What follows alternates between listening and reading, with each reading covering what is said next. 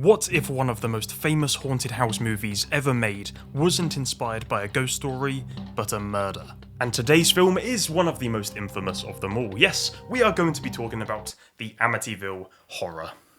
Lovely. But beneath the film and the walls of the house, there lies a true crime, so disturbing that it gave the film its power, and so-called curse.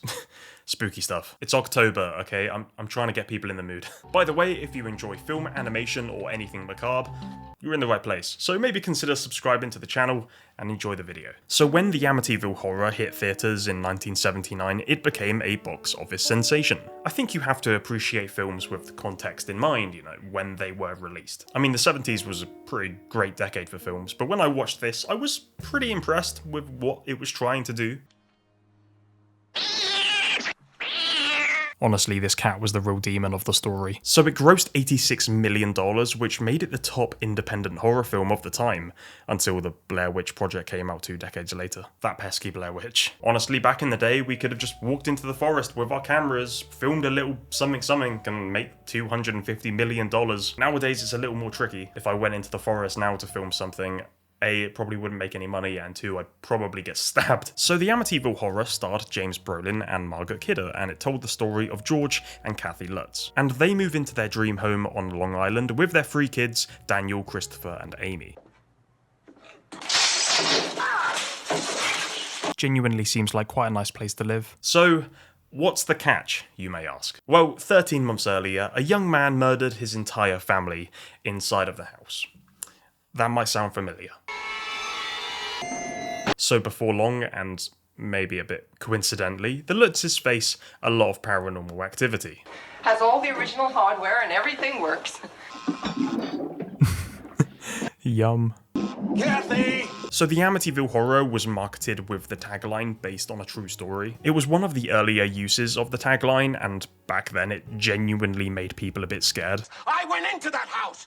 And what I saw there was real, what I felt there was real, and what I heard there was real! Obviously now we read based on a true story, as this has very little relation to the real events, but for the sake of marketing, let's embellish on a pre-existing idea because there's already an audience for it. And of course, we all know what an audience means, don't we? But in 1979, audiences really ate this up, the idea that this could have been a real story. It makes you think. This house is the sole reason so many ghost hunting TV shows were born, and we all know how good they are.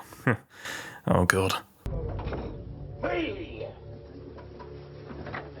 Let's rewind. Before the movie, before the book, before the hauntings, there was a massacre.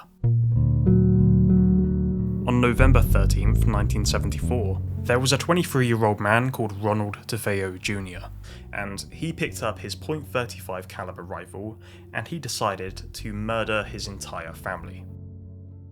His parents, Ronald Sr. and Louise, alongside his younger siblings, Dawn, Allison, Mark, and John Matthew, they were all shot in their beds around 2:30 AM. They were found lying face down as if they'd never stirred. This detail raised a lot of questions, and it baffled a lot of investigators because it seems unlikely how someone could walk around a house, kill 6 people and have their .35 be muffled by bedding. Odd. There was no signs of struggle, there was no sedatives in autopsies, it was just a 15 to 30 minute killing spree. I mean, you can imagine how many theories have come out of this. I mean, thousands. Some people might assume that maybe the family did wake up and maybe they were just moved back into their beds and almost framed in a way he would have wanted it. So Ronald Jr. was arrested the next day, and in court his defense argued insanity, and he claimed he heard voices. One of these voices was a manifestation of a hitman called Louis Fellini, and then after this, Ronald Jr. said no, it wasn't this hitman, it was in fact a demon. Yeah, a demon possessed him to kill his entire family. So the jury didn't buy this at all. On the 21st of November, Ronald Jr. was convicted of 6 counts of second-degree murder, 1 for each person of the family, and he was given 25 plus years consecutive life sentences for each count, and he also had his parole repeatedly denied. Which, fair enough. And so the house at 112 Ocean Avenue became infamous. 13 months later, it went back on the market for $60,000, which brings us back to the Lutz family. Except these are the real Lutzes. So George and Kathy Lutz, they moved into the house on December 18th, 1975 with their 3 kids. Obviously the $60,000 price tag was a pretty good steal for a house this size. I mean, it's a massive Dutch colonial building with a lot of rooms and a lot of space and a beautiful view. I mean, a lot of people would take this, even if they knew that a horrific murder took place there. It even had a boathouse and a pool. I mean, this is a beautiful property for that price. I feel like an estate agent. So almost after immediately moving in, the hauntings began to take place. George said he would wake up every night around 2:30 to 3:15 AM, which was the approximate time of the DeFeo murders, which was later stylized as the witching hour. That's where the 3 AM challenge came from, you know, that whole phase of YouTube. The Lutzes reported cold spots, doors ripping off hinges, their dog refusing to enter certain rooms. Even more witnesses started to speak up about what was going wrong, like Father Ralph Pecoraro, who was a Catholic priest, and he blessed the house on move-in day, but he claimed that a faint voice said to him, "Get out," and that was while he was in the sewing room.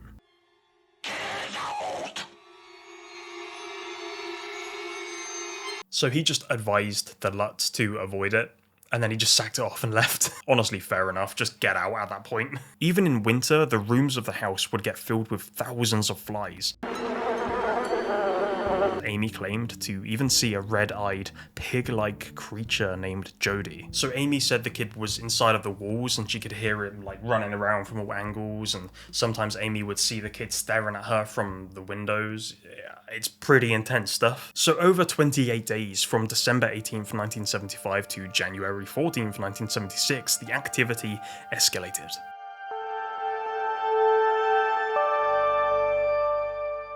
To the point where you would get levitating beds, and even George started to think he was sprouting hoof-like feet. You know, it all reached a point where they had to flee the house. They left their clothes, their dinner behind, probably for dramatic effect, but they came back later to pick up all their stuff. What? What's crazy is how these reports permeated mainstream media. It wasn't just a generic story of a haunting which happened to pick up some traction. This had massive coverage. It was getting printed on newspapers, magazines. I mean, it was getting profiled on TV shows. The Amityville Horror told the Lutz's story, and in a way created a legend. That's some scary shit. So with all the attraction and media attention, there really is only one way you can go from here, isn't there? It's to call The Exorcist, right? No, for the Lutzes, it was the cellar book. Oh, it's the demons. They're coming to get me. So the Lutz's story began as the basis for Jay Anson's 1977 book, The Amityville Horror, which was marketed as non-fiction. They sold over 10 million copies, and it was adapted into the film we all know and love.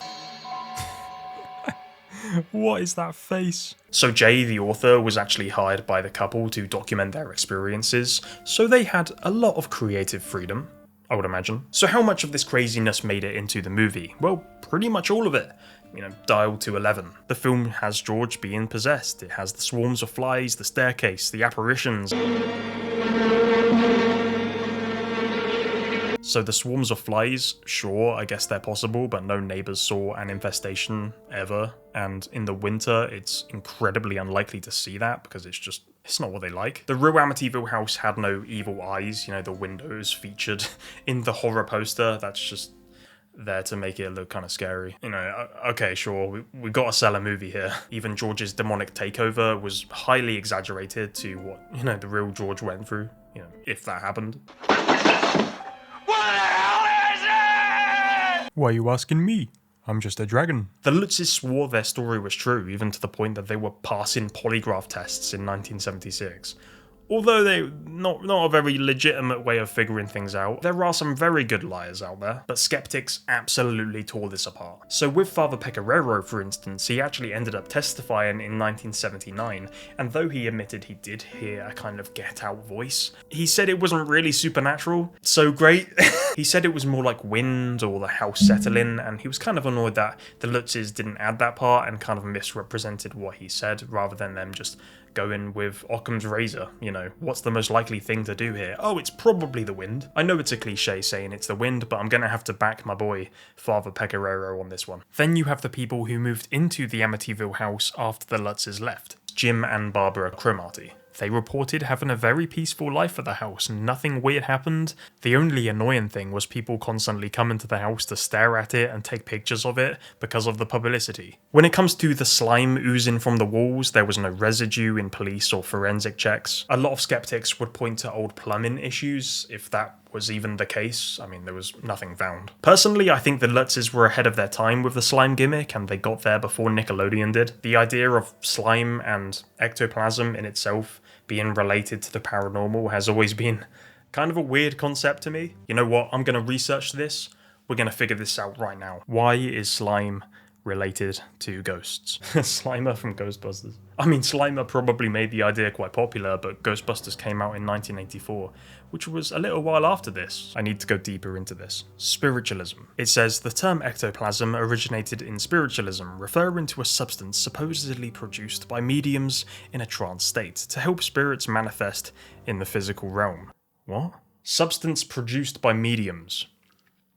Alright, well, you have it, folks. If a medium comes to your house and comes at your house, you might have a ghost on your hands.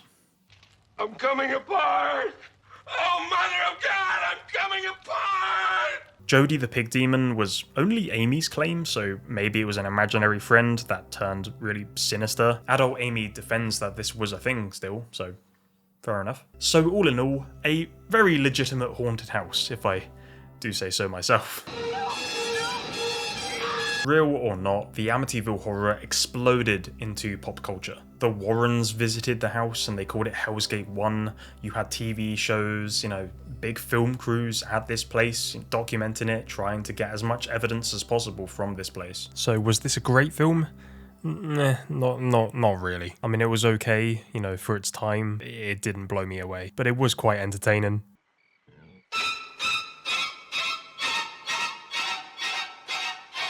I'm not sure if that annoyed me because it was a terrible jump scare, which clearly ripped off Psycho, or if it's because it was that damn cat again. The Amity films has generated over 200 million across the entire franchise, with some very interesting casting choices in some of the films. All of them are pretty horrendous. Ultimately, while a lot of people do believe the haunting was a hoax, the DeFeo murders were undeniably real. That's what gives Amityville its staying power. That's why the book was so popular, because it's true crime fused with supernatural storytelling. The house still exists today, probably was refurbished, and now it's a quiet little boating home. I don't think anything has happened since. And then it got covered in Nickelodeon slime, and somehow Ryan Reynolds got involved. Thank you so much for watching this video. I hope you enjoyed it. If you did, check out my other stuff, and feel free to subscribe. As always, take care.